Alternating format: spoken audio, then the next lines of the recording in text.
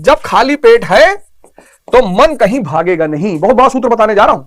खाली पेट में मन कहीं नहीं भागता। तभी तो वो कहावत बनी थी,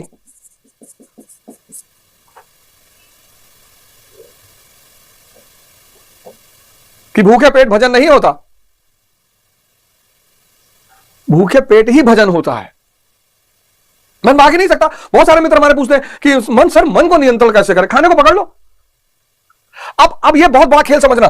जैसा तुम्हारा खाली पेट, ये सूत्र पकड़ना, खाली पेट मन कहीं नहीं भागता। ये सबके लिए है, जो लोग ध्यान कर रहे हैं उनके लिए भी है, जो पढ़ाई कर रहे हैं सबके लिए। खाली सूत्र को पकड़ लिए, खाली पेट मन कहीं नहीं भागता। अब एक आदमी है राम, एक आदमी है श्याम।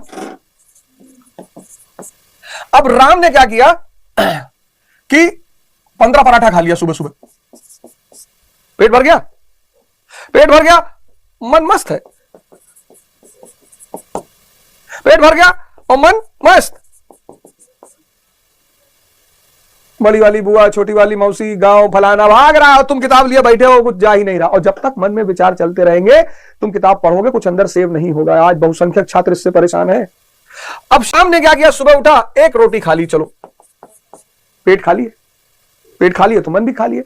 अब पेट खाली, पेट खाली, फिर मन भी खाली। कितना बढ़िया अवसर है मन को भरने का, बाहर की चीजों से, ज्योग्राफी से, साइंस से, इकोनॉमी से। काकचेष्टा बको ध्यानम अल्पाहारी स्वानिद्रा, यही तो विद्यार्थी के लक्षण बताए गए। पाखंड को छोड़ दो, धर्म को पकड़ लो। पाखंड को छोड़ दो, धर्म को पकड़ लो। धर्म को मत छोड़ो। धर्म को छोड़ोगे तो इतनी बुरी स्थिति हो जाएगी, इतनी बुरी। पाखंड को छोड़ दो।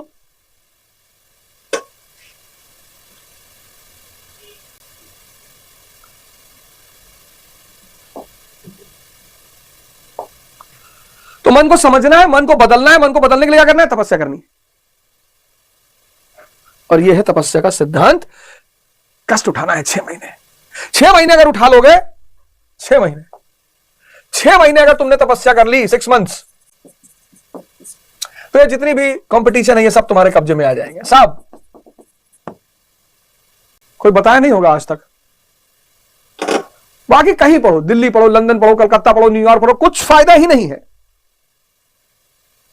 आंतरिक परिवर्तन बाहरी उपलब्धि दिलाएगा। 6 मंथ, 1 ईयर कर लिए, अरे तो एक बहुत ही जबरदस्त व्यक्तित्व हो जाएगा तुम्हारा। कुछ भी करो। 5 साल कर लिए, तब तो भारत के प्रधानमंत्री मोदी जी उसका सबसे बड़ा एग्जांपल है। वो कौन सा हार्वर्ड और येल से पढ़े हुए हैं, किसी ने उनको यह सूत्र बता दिया। कहते हैं, पता नहीं, मेरी तो कभी मुलाकात नहीं, ना मेरी बातचीत है, और मैं मिलना भी नहीं चाहता। मैं कौन सा ठेकेदार हूं, बिजनेसमैन हूं कि मुझे ठेका लेना है। भारत के प्रधानमंत्री इतने बिजी आदमी है, उनसे क्या करेंगे मिलके। मैं तो गुरु महाराज से मिलना चाहता हूं, अरविंद महाराज जी से। संत महात्मा कहीं भी, तो कोयम्बटूर गया आश्रम में, वहां रहा 1 हफ्ते। सदगुरु जी के आश्रम में बड़ा आनंद आया। पंडित रविशंकर जी का एक प्रोग्राम था, एक बार इलाहाबाद में, वहां गया। आशुतोष महाराज जी तो सीधे तौर पे उनसे जुड़ा ही हुआ हूं। कहता है ना रंचो 3 इडियट में कि जहां जहां गंगा बह रही है पानी पी लो। तो 5 साल कर लिया प्रधानमंत्री। मोदी जी उससे बड़ा एग्जाम्पल कोई है ही नहीं। बताओ किस स्कूल से पढ़े हैं, किस कॉलेज से पढ़े, कोई बात नहीं। राजा समझदार होना चाहिए। पढ़ाई क्या मतलब है?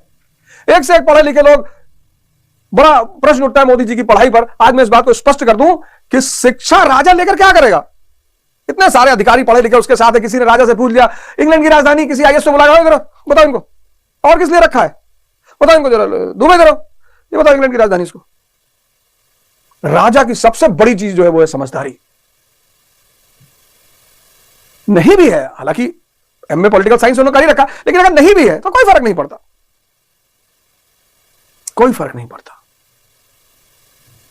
राजा की शिक्षा और दीक्षा से कोई फर्क नहीं। लेकिन राजा तपाया, उन्होंने गलाया अपने आप को। एक से एक लोग एमएससी फिजिक्स सिगरेट की दुकान के सामने खड़े होकर सिगरेट पी रहे हैं, और चर्चा किस पे कर रहे हैं? रैशनलिज्म पे। इमैनुअल कांट ऐसा बोलता है, जर्मनी और डेविड ह्यूम और डेकार्ट्स और स्पिनोजा और लाइबनीज। शंकर और Shankar bloody, I don't talk about Indian philosophers. लो, मोदी जी तो नहीं पीते, क्योंकि ध्यान ही है ना, जरूरत ही नहीं है। भाई शराब नहीं पीते। आया था बिडेन, बेचारा जूस का ग्लास लिए खड़े होते, तो उसने बताया कि अगर आपके हाथ में लिकर नहीं है तो हाथ चेंज, उस पर भी वो हंसने लगे कि यार ये सब क्या समझा रहे हो फालतू का नियम हमको कि जूस इस हाथ में पकड़ना चाहिए, उस हाथ में। मेरी मर्जी में मैं किसी हाथ में पकड़ूं, मैं भारत का प्रधानमंत्री हूं। सही किया, उस पर ट्रोल किया उनको कि मोदी जी फालतू में हंस रहे थे। अच्छा हंस रहे थे कि तुम बिडेन, तुम राष्ट्रपति के सिवा कुछ नहीं बन सकते जीवन में, और मैं भगवान बनने के रास्ते पर हूं। और एक बार व्यक्ति भगवान बनने के रास्ते पर, उसके लिए कौन सा नियम? ये देखो 5 साल, और अगर 14 साल कर लिए तो भगवान। अब तुम डिसाइड कर लो कि कितने साल कष्ट झेलने हैं तुम्हें। कुछ लोग कहते हैं ना, भैया हमारी पूरी जिंदगी कष्ट में बीत गई, क्योंकि तुम अध्यानी हो। जिंदगी नचाएगी तो है ही है, जिंदगी नचाएगी तो है ही है, उसका काम है नचाना। लेकिन अगर होश में तुमने खुद ही नाच लिया, तब तुम नचवाओगे लोगों को। मैं बार बार रिक्शे वाले का एग्जांपल लेता हूं, तो रिक्शा वाला देखो कितना श्रम कर रहा है, कितना नाच रहा है, पर होश में नहीं। अगर वो होश में रिक्शा चलाना, ध्यान में रिक्शा चलाना शुरू कर दे, 2 साल, 3 साल, मैक्सिमम 4 साल, 5 साल बाद पूंजीपति हो जाएगा वो। लेकिन वो तो कह रहा भैया सब यहां लिखा है तकदीर में, माथे में सब लिखा है। वे माथा है कि लेटर पैड है? यही तो विवेकानंद कहते हैं कि मनुष्य के हाथ में उसका भाग्य है। अगर उसे तपस्या का सिद्धांत समझ में आ गया तो कष्ट देना शुरू कर देगा। जैसे ही कष्ट देगा वैसे ही परिवर्तन शुरू हो जाएगा। जैसे ही ताप देगा टेम्परेचर, वैसे ही गलना शुरू हो जाएगा। और जैसे ही तुम गलना शुरू करोगे, चमकने लगोगे। यही तो सूरज है, यही तो सूर्य है। तापमान है उसके अंदर। चंद्रमा मामा है। किसी ने कहा, किसी स्त्री ने कहा कि चंद्रमा हमारा देवर है, मामा है, शक्ति विहीन, दूसरे की रोशनी में चमक रहा है, इसलिए मामा है। फोटोसिंथेसिस नहीं कर सकता, चमक है, लेकिन फोटोसिंथेसिस, प्रकाश संश्लेषण, ये जो भोजन करते हो ना, ये सूर्य की वजह से करते हो। किसी की औकात है सूर्य से निगाह मिला ले, अखियां चली जाएगी। यहां लोग कभी रात भर बैठ के देखे, कोई कह रहा रोटी है, कोई कह रहा मेरी प्रेयसी का चेहरा है। सब दुखियारी लोग चंद्रमा को पकड़े हुए हैं। कोई नहीं कह रहा सूर्य सी महबूबा हो मेरी, ऐसा मैंने सोचा था। सब कह रहे हैं चंद्रमा सी मरी हुई महबूबा। सूर्य भगवान, पिता, शक्ति, पूरे संसार, पूरे दुनिया का ऊर्जा स्रोत। अभी जाओ देखो खेतों में हरा हरा बाली लगी होगी, किसकी? गेहूं की हरी बाली। अभी जब सूर्य की किरणें पाएंगी तब प्रकाश संश्लेषण होगा, फोटोसिंथेसिस, क्लोरोफिल है ना उसमें। फिर ये हरी हरी बालियां गेहूं की पीली हो जाएंगी। तभी तो गाना बना था, मेरे देश की धरती सोना उगले उगले हीरे मोती। सोना यानी गेहूं और चावल, मोती यानी कपास, हीरा मतलब गन्ना। उसको जब पेरा जाता है तो शीरा निकलता है, शीरे से शराब बनती है। ऐसे गन्ने हीरे को जब तराशा जाता है तो उसकी कीमत बढ़ती है। पहले गाने ऐसे लिखे जाते थे, सूफी संत लिखते थे गाने। मेरे देश की धरती सोना उगले, ये क्या है? एग्रीकल्चर, कृषि नीति है भारत की। पहले गाना बनता था कि मेरा जूता है जापानी, ये पतलून इंग्लिशतानी, सर पे लाल टोपी रूसी, फिर भी दिल है हिंदुस्तानी। ये गाना नहीं है, ये भारत की फॉरेन पॉलिसी है, विदेश नीति है। टेक्नोलॉजी कहां से लाओगे? जापान से। जूता है जापानी, पतलून इज्जत कौन बचा रहा है? ब्रिटेन धन दे रहा है। मेरा जूता है जापानी, ये पतलून इंग्लिशतानी, सर पे लाल टोपी रूसी। फॉरेन रिजर्व खत्म हो चुका है, ऊर्जा तुमको रूस दे रहा है, कुछ भी भारत का नहीं है दिल छोड़कर। ये विदेश नीति थी भारत की। अब तो गाने भगवान कहां बताएं। खैर,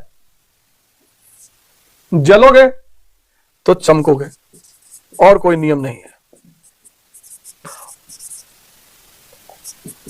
और कोई नियम ही नहीं है,